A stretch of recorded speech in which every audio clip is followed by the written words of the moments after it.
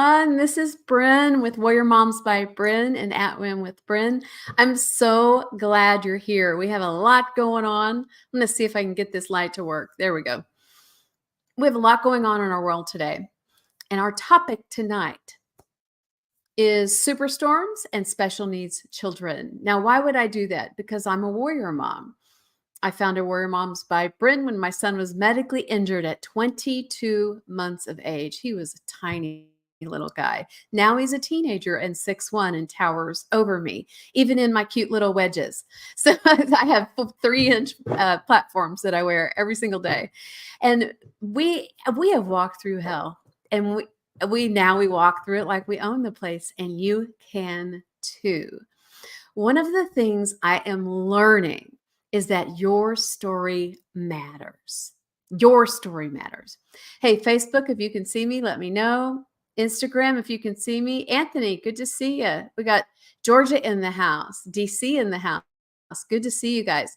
And let us know in the chat where you're chiming in from and what the weather's like there. Now, we are not about drumming up ratings or doing anything weird like the news does, the mainstream media does.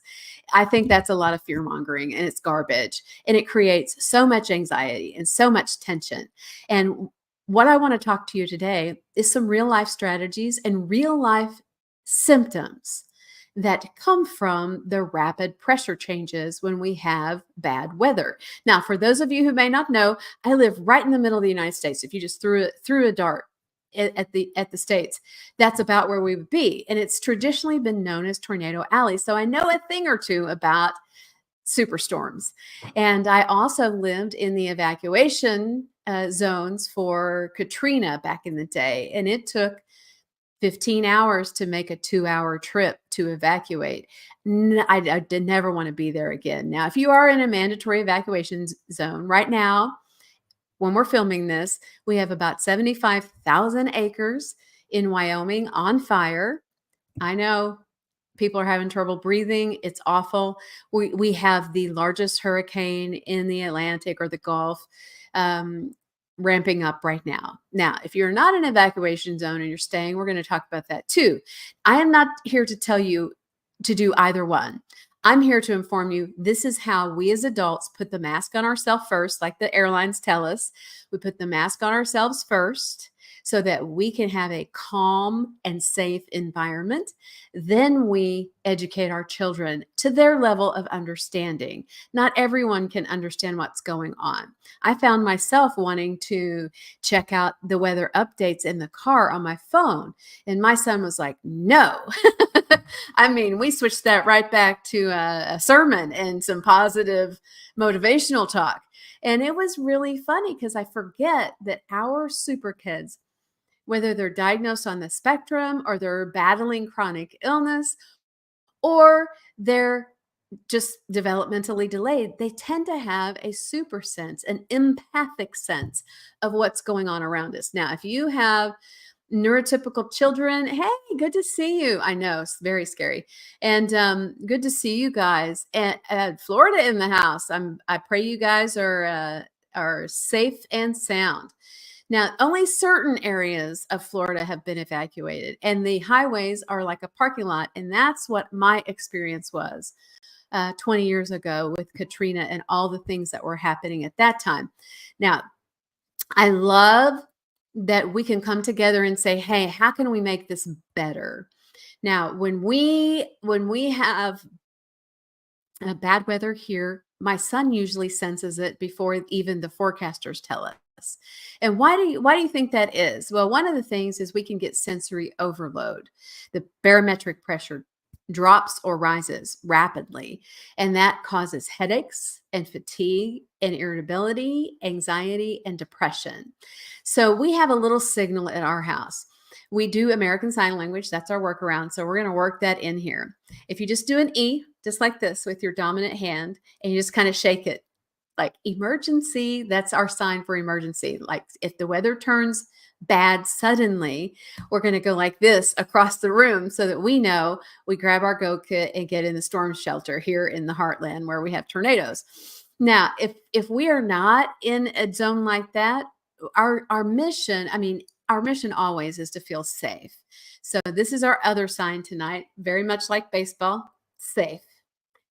And then our final sign is calm, and it's very obvious, calm. Our mission always is to have a calm and safe environment, even when there's an emergency. And if it isn't, if it's just fear mongering on the news, the mainstream media, then we know to listen to alternative media that gives us the facts, only the facts, and that we can make informed decisions to be safe and to be calm in an emergency. Now, I know that if you are not exposed to children that are special needs on the spectrum, dealing with chronic illness, or having developmental delays, this may be kind of foreign to you. So when if you're on the live, put an L. If you're on the replay, put an R, and let us know the questions you have in the comments, and I'll go back when I post the reel. I will answer those. The first thing is sensory overload. My son personally has a diagnosis on the autism spectrum. He is now 16, 6'1". He keeps me in line, keeps me busy, and he has multiple chemical sensitivity. So when we had wildfires a few years ago, that was a huge issue. We needed to be very proactive in keeping our home pollution free. And then we have sensory overload, and we also have what I call barometric brain fog. Now, is this real? Absolutely. When we don't get enough oxygen, when the pressure drops, or we have poor air quality, we don't get the right amount of oxygen to our brain. So it delivers brain fog, and we can't make informed decisions. That's why it's very, very important to have a plan. So that leads me into, I'm going to show you a couple of pictures. This is a very screenshot rich environment. I wish I could just open your little brains and pour all this in there, but it's easier to show than tell. So get your cameras ready. And if you're like us, you have a phone, an iPad, and a laptop right there. First things first, we're going to talk about being prepared. For just any emergency or a food kit or food, if you have pets with you, as you can hear, we have 2 in the background, and the items that you need for them, accessories, toilet papers, wipes, all that stuff. We're not talking about going and buying out the entire stock at Walmart. We're talking about being prepared and already having that by the door. And then the paperwork you might need. You will need a passport. I mean, your ID, that could be a passport, a real ID, a driver's license, copy of your will. You can always put this on a flash drive and just carry it with you. I find that the simplest way. Now, we are celiac, and so we have a keto list here, things you can store in the cooler. And my son really likes being involved in the prep when I give him very specific minor tasks, nothing that will overwhelm him. And you can store in the cooler water filtered. We do not drink tap water at all, especially having multiple chemical sensitivity diagnosis. We have brewed coffee, cold brew coffee. All kinds of meats. Apologies in advance to my vegetarian and vegan friends. This is just our keto list. And we have all kinds of things that can stay cool. Now, we do a meal prep service. So we use those ice packs. We keep those in the freezers, and then we use those for our coolers. Just, helping the environment out a little bit. And then no refrigeration items. You can adapt that to whomever is in your household. And then I would like to show you another list, because since we're putting the mask on ourselves first, we have food and water list. We have a first aid list. Again, a pet care list. And we have tools and gear. We have miscellaneous. Medications are really important. I want to make sure you guys know I don't have a definitive list. This is just what works for us. And I want to make sure that we are talking the same language. Our goal is, if there's an emergency, we want to make sure we're safe and that we're calm. Now, I can get a little excited, especially when those tornadoes or those storms wobble and turn. Not fun. What I do know is that we can have an if then else. Very simple. If the power goes out, how long will it be out? Fortunately for us, we have a fireplace that's electric, but it worked. It worked in the blizzard 2 years ago when we had 40 below temperatures. So it worked out fine. We were able to cook. We were able to survive and stay really close as a family in the same room. Hey guys, good to see you. And I know this is not something I would wish on anyone, but this is our reality right now. This is the season for these storms. And our special needs children don't always get a say and don't have an understanding of what's going on. After I made the mistake of listening to the hurricane forecast in the car, I brought out a map, the old fashioned kind, and showed my son that, we're right here in the middle of the United States. All of this is happening way over here. And it was about 1,300 miles away. And that seemed to relax him so that he could understand, hey, I have a job here. I have tasks I can do.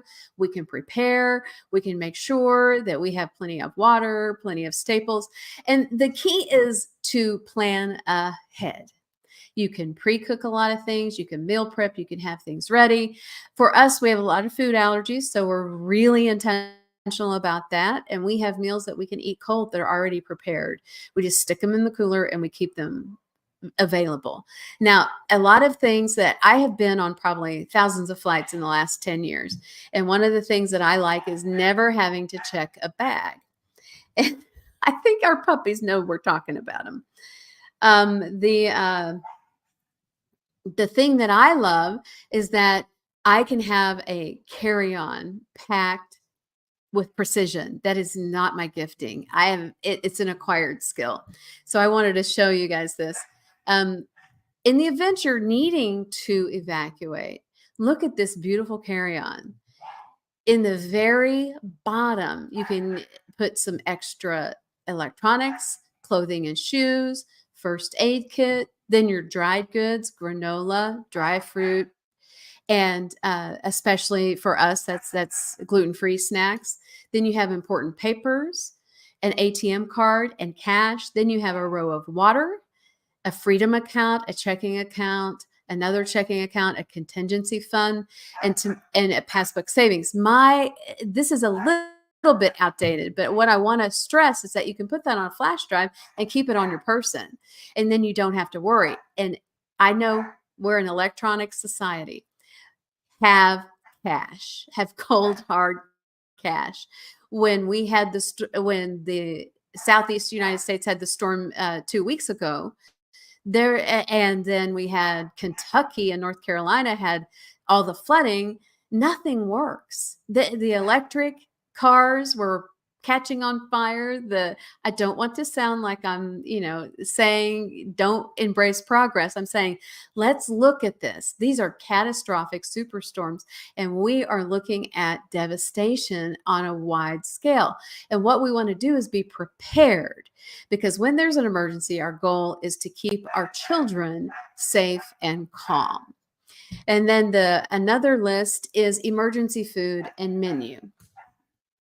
And when we have an emergency food and menu, we know that we don't have to rely. I mean, even someone was complaining online today that even McDonald's closed, and they were so mad because McDonald's closed in the storm. And that way, I mean, I'm like, yeah, the joke in hurricane areas is when Waffle House closes, run. And Jim Cantrell shows up. Yeah, leave the area now. Now, sensory issues are real. I would encourage having a tablet, not as a babysitter, but as a calmer, a soother with educational options. We do charter school, so we do. Oh, thanks, guys. If you're getting value, let us know in the chat. And one of the things we do is we do earphones. If you follow me on social media at all, you see my son wearing those big ear defenders that you wear like at the gun range. What it does is if a sound is over even a small decibel above normal speaking voice, it dampens the sound. And what I want to encourage you with is that these are things that I think about every day. I'm doing 97,000 things at once in my head. And that's because we've been at this for a decade since he was first diagnosed. We know that we don't run out of certain foods because they are safe foods. They help him feel calm.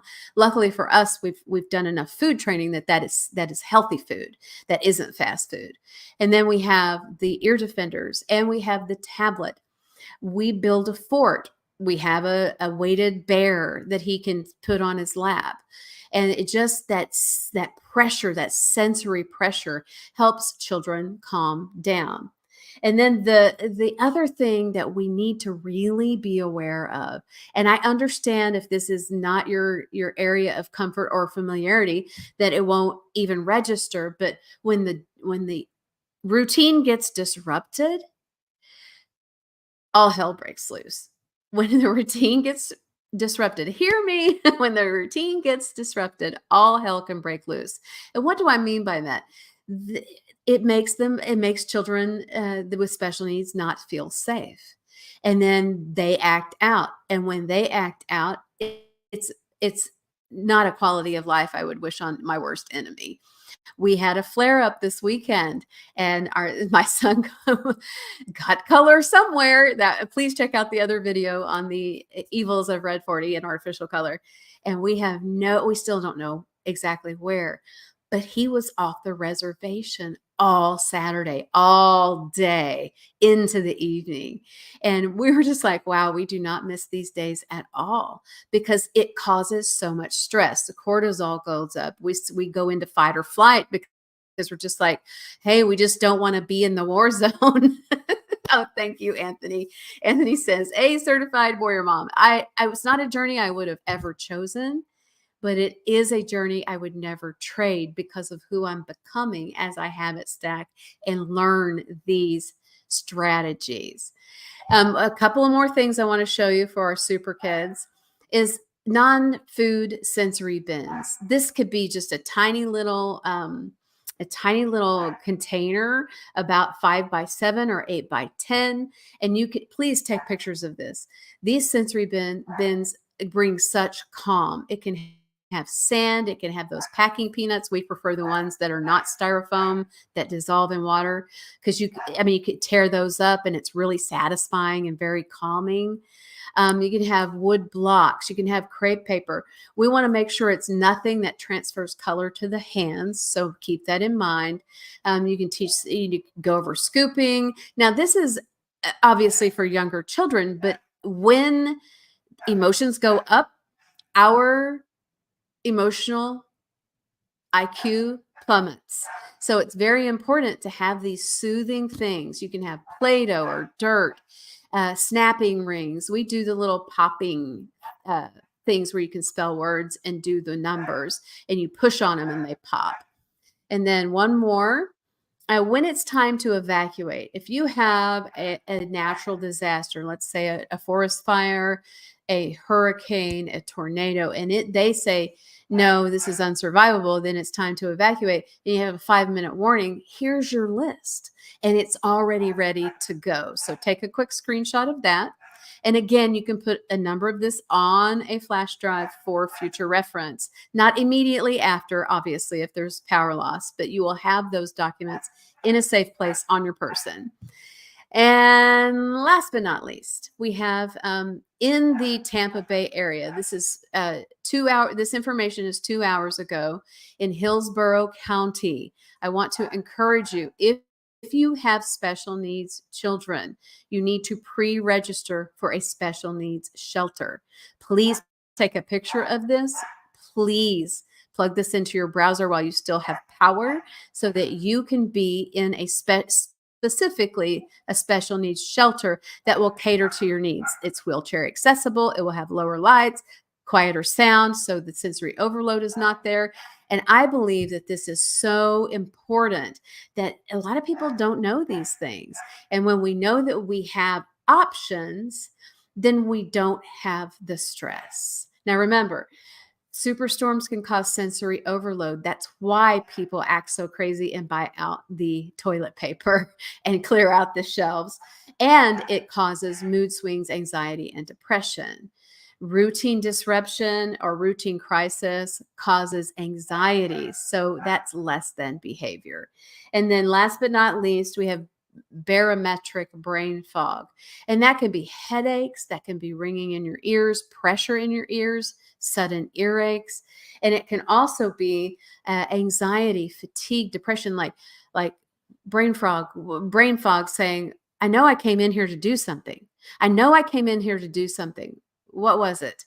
And that's because we're not getting as much oxygen if there's pollution in the air, if there's debris in the air, if there's options to, a lot of different things affect a lot of different people. I hope this was helpful. Superstorms and special needs children, please share this with someone who can use it, because together we really are stronger. Remember, be authentic, legendary, and unapologetically you. Warriors, unite.